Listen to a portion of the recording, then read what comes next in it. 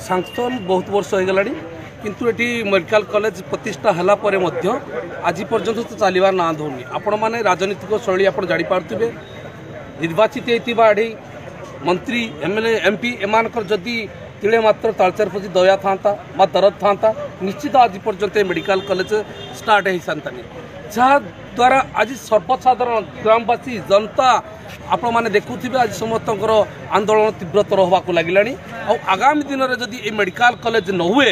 तेबे सारा तालचेर रे निश्चित खड़ी खदान बंद हम एवं ये जो ब्लॉक ऑफिस तहसिल ऑफिस सब कार्य बंद हम आमर यह दृढ़ोक्ति आप भावुन तालचेरवासी सरकारी कल फेल मारी